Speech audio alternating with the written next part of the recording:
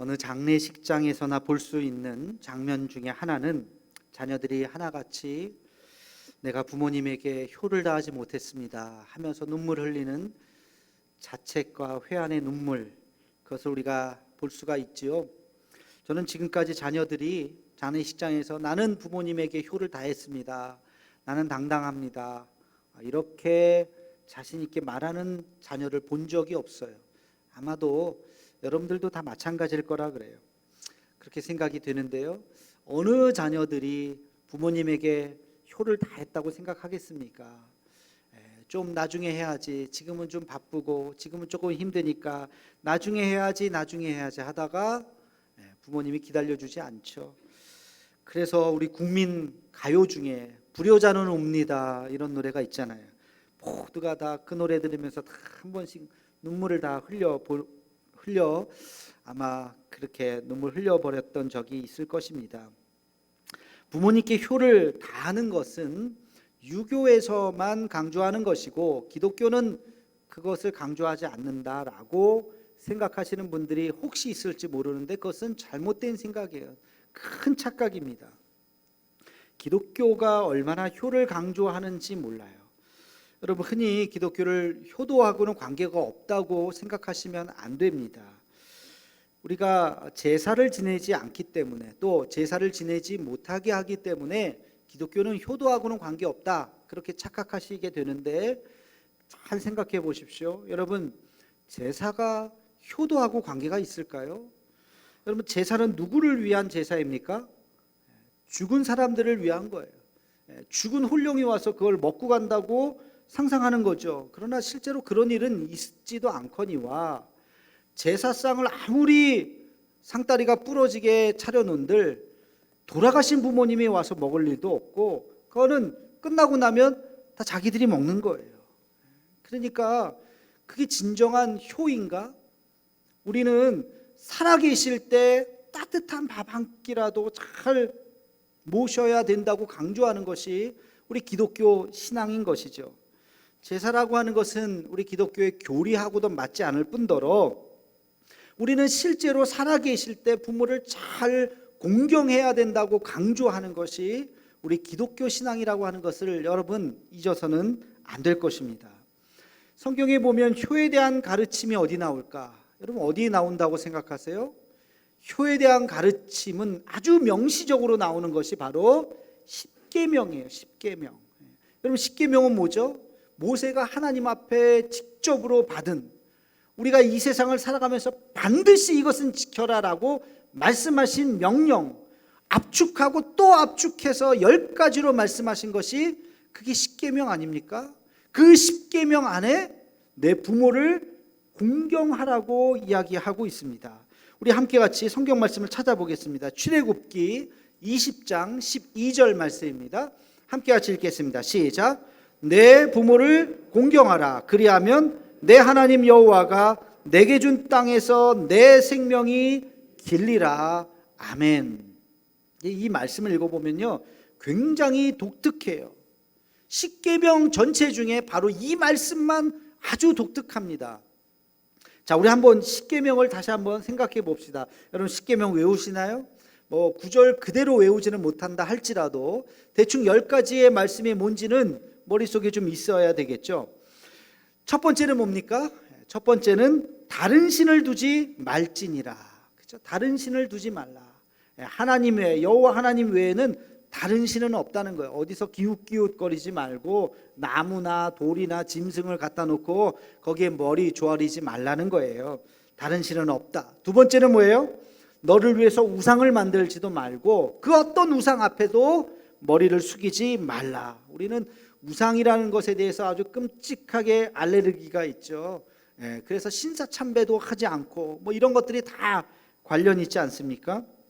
어떤 교단은 예배당에 십자가 있잖아요. 그 십자가도 있으면 안 된다, 십자가도 우상이다, 그렇게 생각하는 우리 교단이 있어요. 그래서 예배당 안에 우리 통합 측은 주로 이렇게 십자가를 놓지만 합동이라든지 보수적인 교단은 십자가도 그냥 새겨 놓지 않으려고 하는 그런 게 있어요. 아주 이 우상이라는 것에 대해서 알레르기가 있죠. 우리는 성경 말씀 때문에. 세 번째는 뭡니까? 여호와의 이름을 망령되이 일컫지 마라. 그래서 맹세하지도 말라. 내가 하나님의 이름으로 맹세할 거야, 이런 말도 하지 말아라. 그렇죠? 망령되이 일컬어서는 안 된다. 네 번째는 뭐예요? 안식일을 거룩하게 지키라. 우리가 지금 안식일을 거룩하게 지켜서 이 자리에 있는 것 아닙니까? 우리는 하늘이 두 쪽 나도 주일날 교회에 와야 돼요. 그래서 이 코로나 시국이 우리가 굉장히 힘들었던 거 아닙니까? 모이지도 못하게 하고 거리 두기를 하고 성전에 20%만 와라, 30%만 하라. 이제는 좀 다 올 수 있어요. 그래서 얼마나 참 다행인지, 이게 십계명에 있기 때문에 그렇습니다. 다섯 번째는 뭐예요? 내 부모를 공경하라. 여섯 번째는 살인하지 말라. 일곱 번째는 간음하지 말라. 여덟 번째는 도둑질하지 말라. 아홉 번째는 거짓 증거하지 말라. 거짓말 같은 거 하지 말라. 열 번째는 뭐예요? 내 이웃을 탐하지 말라. 그 어떤 것도 탐하지 말라. 자, 말라가 많아요. 하라는 것은 뭐예요? 안식일을 거룩하게 지켜라 하는 것하고 내 부모를 공경하라. 근데 이 십계명을 가만히 놓고 보면요, 크게 두 가지로 나눌 수 있어요. 하나는 하나님과의 관계, 1계명부터 4계명까지는 하나님과의 관계요. 5계명부터 마지막 10계명까지 6가지는 사랑과의 관계에 대해서 이야기합니다. 세상 살아가면서 너희가 사람과의 공동체 속에서, 이 사회 속에서 이것만은 지켜야 한다. 그 첫 번째가 뭐라고요? 내 부모를 공경하라.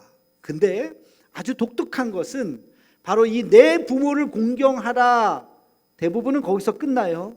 근데 그 다음에 그리하면이라고 하는 단어가 있어요. 우리 다시 한번 읽어보겠습니다.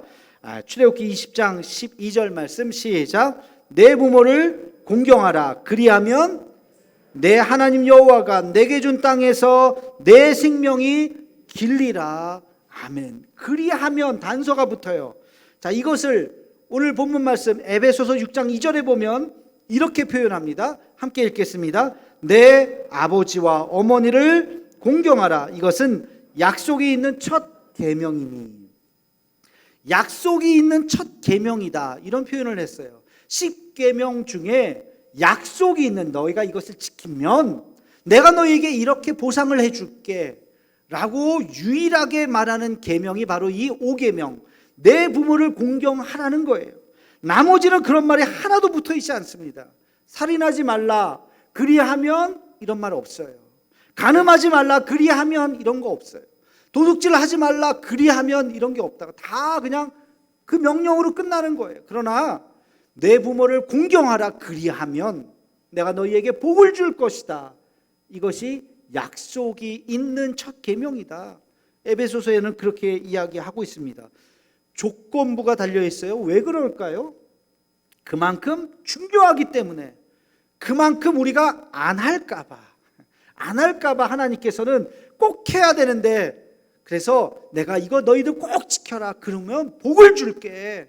복 중에서 잘 되는 축복, 장수의 축복, 오래 사는 그런 하여튼 복을 줄 테니 너희가 이것은 꼭 지켜라 하고, 이 10계명 중에서도 아주 독특하게 내 부모를 공경하라는 이 말씀 속에 이 단서가 달려 있는 것입니다. 그럼 오늘 절기적으로 어버이주일을 우리가 지키고, 오늘은 딱 그날이죠. 5월 8일 어버이날입니다.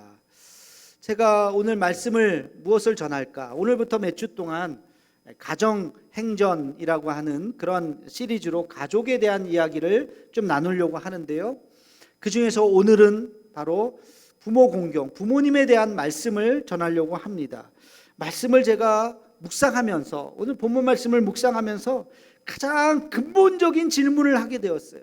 가장 근본적인 질문, 그게 뭐냐면 우리가 왜 부모를 공경해야 할까 하는 질문입니다.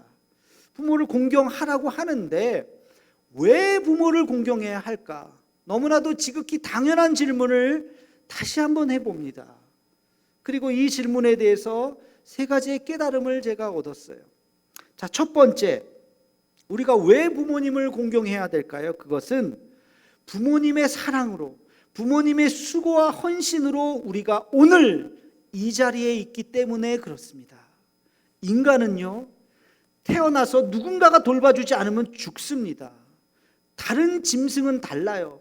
태어나서 특별하게 돌보지 않아도 네 발 달린 짐승 같은 건요, 태어나면서 특별하게 돌봐주지 않아도 자기가 조금 하루 이틀 지나면 다 움직여요. 알아서 움직여요.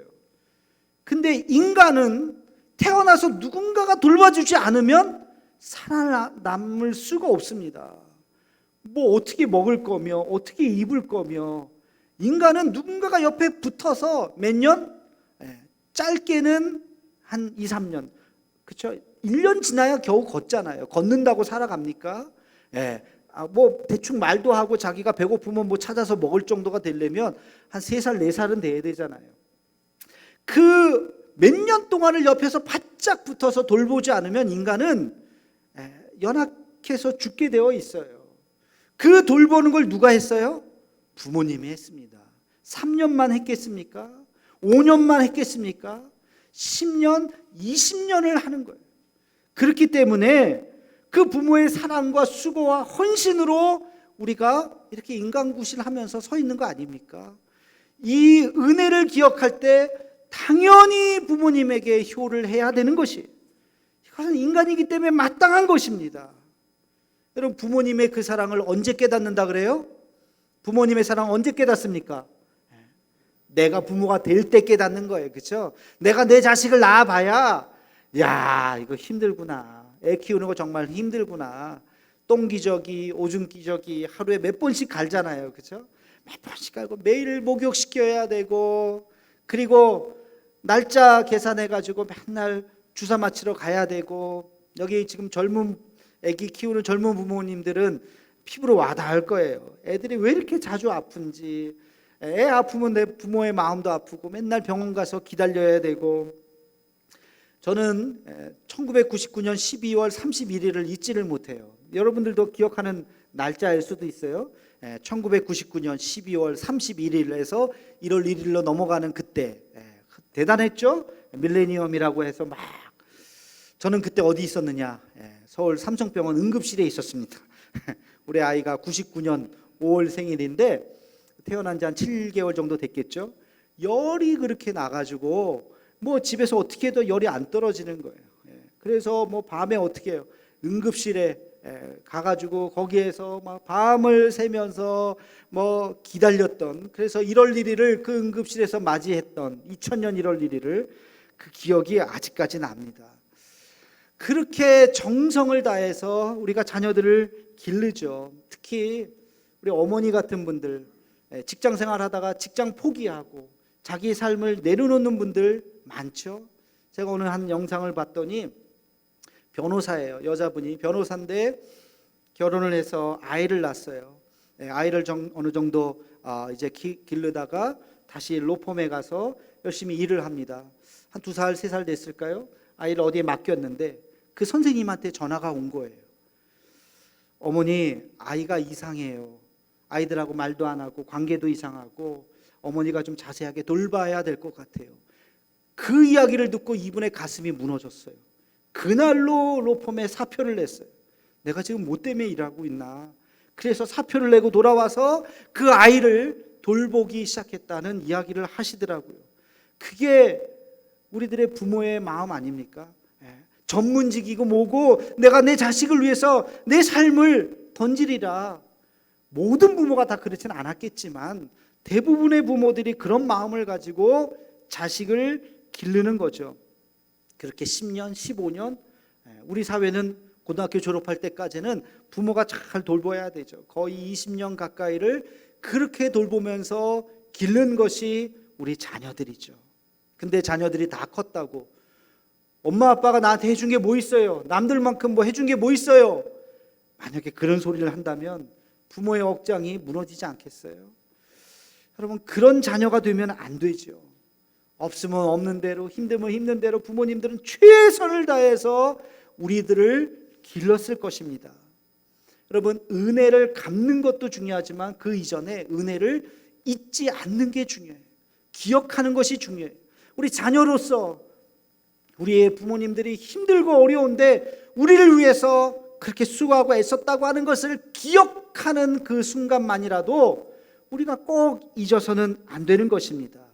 이 어버이날은 그런 날을 기억하는 거예요. 나를 위해서 수고하셨지, 애쓰셨지, 참 힘든 형편에 기르느냐고 정말 애쓰셨지.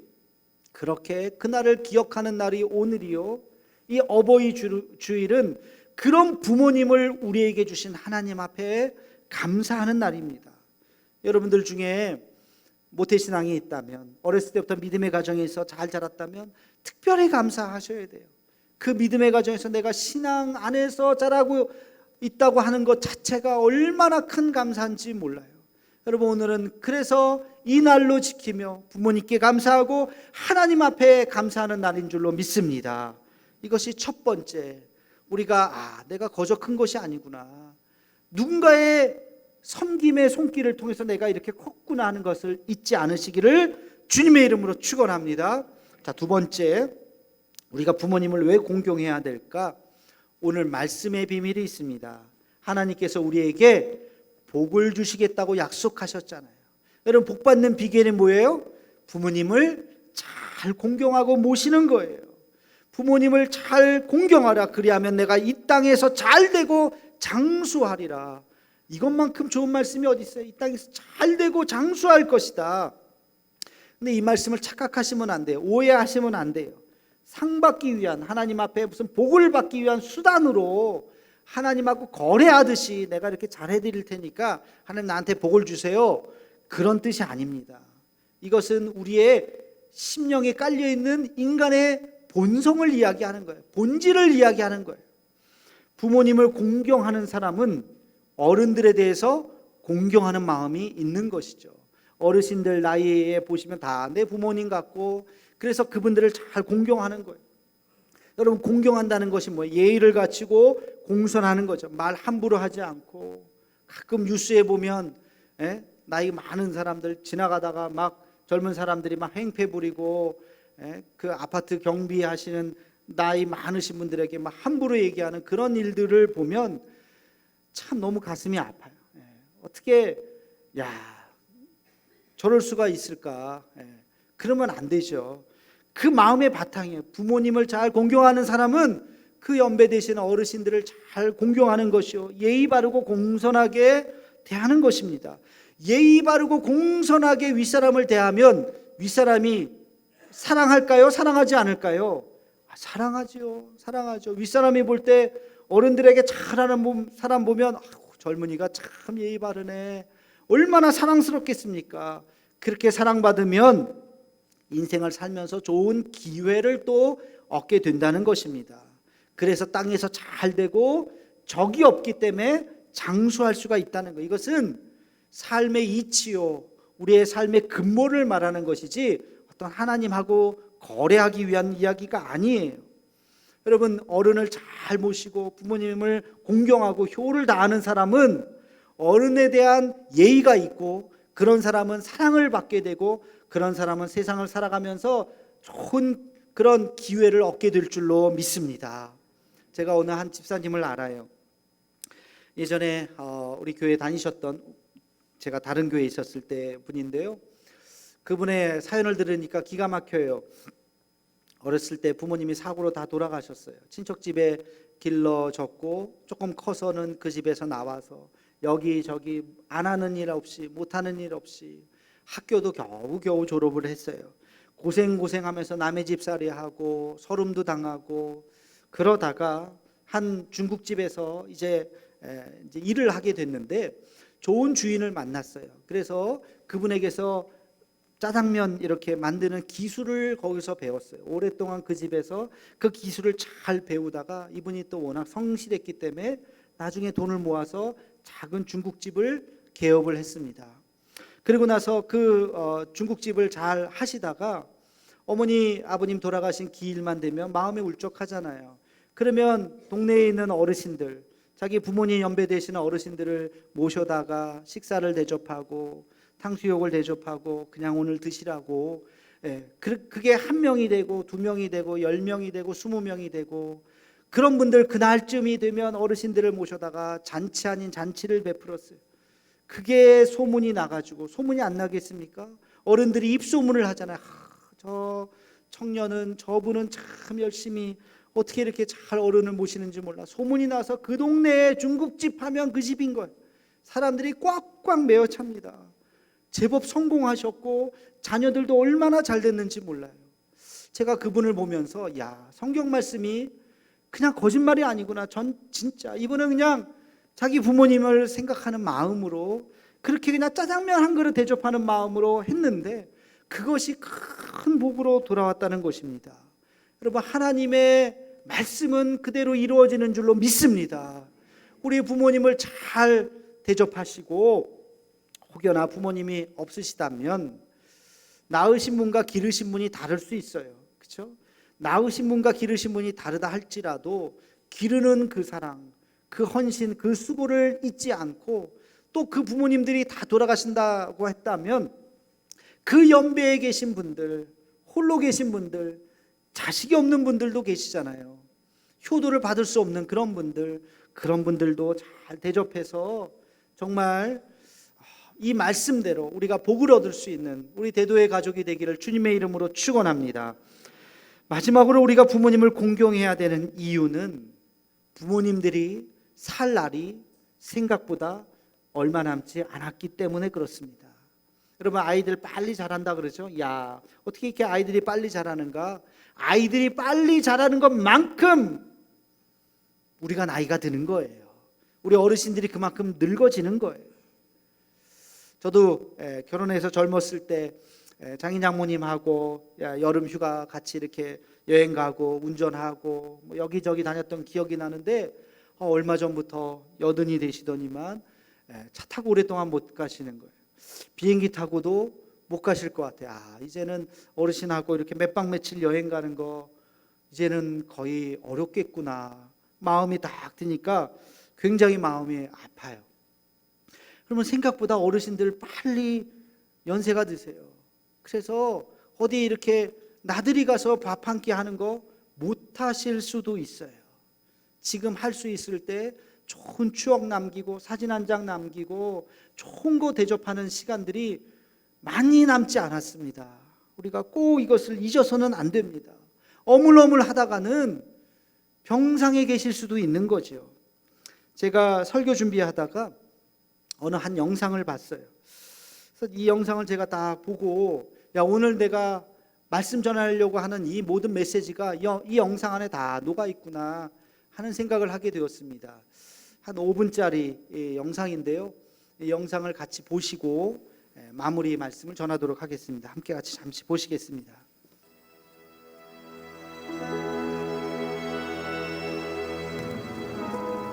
엄마라는 존재가 원래 걱정이 많지만 우리 엄마는 다른 엄마들보다 좀 심하셨다. 그 시작은 당뇨라고요? 아니 아직 중학생인데. 쉽게 말해서 아마도 내가 중3 올라가는 겨울방학 직전이었던 것 같다. 인슐린을 정상적으로 생성하지 못합니다. 앞으로 너한테 계속 필요한 거니까 대충 읽지 말고 꼼꼼하게 읽어. 응? 세훈아, 너 주사 맞아야지. 꼭 하고 있는데 잔소리 한마디를 더 하고 세훈아, 밥 먹어. 어머 잠깐. 깜빡했다. 몸에 안 좋은 거 알지?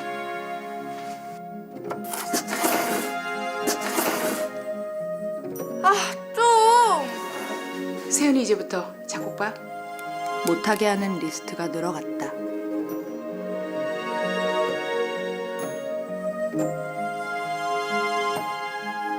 세훈아, 주사 맞아야지. 갈게. 주사, 어? 걱정이 늘어나는 만큼 잔소리 강도도 점점 세지기 시작했다. 너 주사 맞았니? 아주 부지런히. 여보세요? 너 주사 맞았어? 내가 알아서 할게. 나도 짜증이 자꾸 늘어났다. 야 세윤아, 이것도 좀 먹어봐. 이게 몸에 좋은 거야. 나무려 먹어.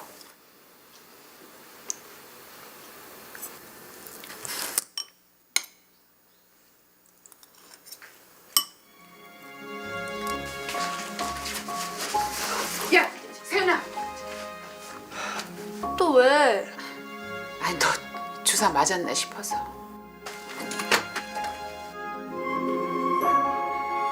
엄마, 나랑 같이 안 살아서 어떡해? 나한테 잔소리 못해서. 애가 벌써 2살이야.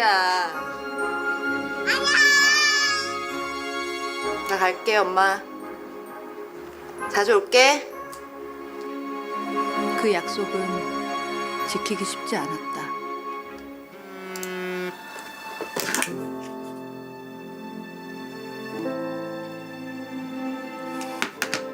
독립하고 나서 업무에, 육아에, 다시 집안에 친정 가는 일이 점점 줄어갔다. 엄마 잔소리도 줄어드는 것 같았지만 그건 기쁜 게 아니었다. 여보세요?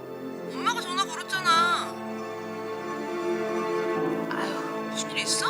아니 내가 너한테 뭐 할 말이 있었는데. 아유, 천천히 생각해봐. 생각이 안 나네. 아유, 야, 내가 요즘에 자꾸 깜빡깜빡해. 엄마는 얼마 전부터 기억을 잃어가고 있었다. 엄마의 시간은 뒤죽박죽 섞이더니 결국 멈춰버렸다. 안녕하세요, 박순희입니다. 들어가자.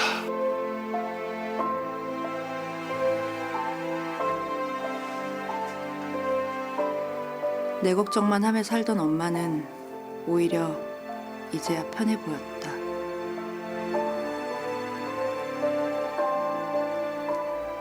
엄마, 이것 좀 먹어봐. 야, 세윤아, 이것도 좀 먹어봐. 이게 몸에 좋은 거야.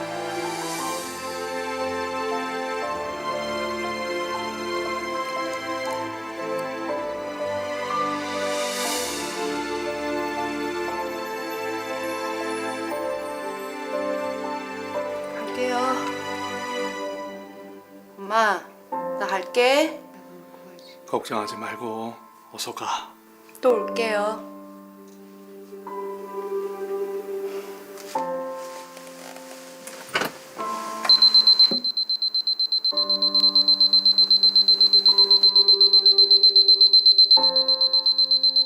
엄마, 나도 엄마를 영원히 기억할 거야.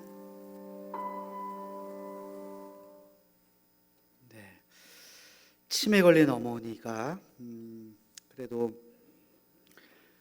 다른 건 다 잊어도 그 벨소리에 그 당뇨 걸린 딸의 인슐린 주사 맞는 그 시간은 기억하는 그런 영상이었습니다. 이게 부모님의 사랑이죠.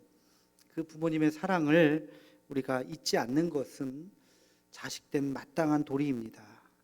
여러분, 자식된 도리 중에서 우리가 할 수 있는 효도 중에서 제일 큰 효도가 뭘까요? 따뜻한 밥 한 그릇 하는 거, 물론 그것도 좋은 효도일 수 있습니다. 용돈을 드리거나 선물을 드리는 거 다 중요합니다. 그러나 제일 큰 효도 중에 제일 큰 효도는 전도죠. 전도. 예수님을 믿게 하는 거. 우리가 천국에서 다시 만나야 되지 않겠습니까? 우리 어르신들 중에서 예수님을 알지 못하는 분들이 꽤 있어요. 한평생 교회를 안 나왔기 때문에 아유, 이제 무슨 이 나이에 무슨 교회야 하고 어느 순간 병들어서 병상에 계실 수도 있어요. 여러분, 포기하지 마시고 마지막까지 찾아가셔서 세례받게 하세요. 언제든지 저에게 연락하면 제가 가서 병상에서 언제든지 세례를 드릴 테니까, 뭐 세례가 무슨 날짜가 정해져 있는 것도 아니요, 무슨 기간이 필요한 것도 아니요. 예수님 고백하면 세례 받을 수 있고 세례 받고 돌아가셔야 여러분들 마음도 편할 거예요. 여러분, 천국에서 다시 만날 수 있도록 복음 전하는 것이 효의 마지막 우리 전도라고 하는 거, 효의 마지막은 전도라고 하는 이 사실을 여러분 꼭 잊지 말고 부모님 돌아가시기 전에 예수님 꼭 믿게 하는 우리 대도의 가족들 되기를 소망합니다. 오늘은 어버이 주일이면서 어버이날입니다. 우리를 낳으시고 길러주신 우리 부모님의 사랑을 꼭 잊지 말고 전화 한 통이라도 뭐 만나면 제일 좋겠고요. 꼭 감사하는 마음을 전하고, 그리고 예수 그리스도의 그 사랑을, 그 복음을 전할 수 있는 우리 모두가 되기를 주님의 이름으로 축원합니다. 기도하겠습니다. 사랑의 하나님, 우리가 이 자리에 있기까지 부모님의 사랑과 헌신과 수고가 있었음을 깨닫습니다. 그 부모의 사랑을 잊지 않게 하옵시고 살아계실 때 그 효를 다하는 우리가 되게 하여 주옵소서. 돌아가신 후에 후회하지 않게 하옵시고 천국에서 다시 만날 수 있는 그 은혜를, 그래서 우리가 끝까지 포기하지 않고 복음 전할 수 있는 우리 모두가 되게 하여 주시옵소서. 예수님의 이름으로 기도하옵나이다. 아멘.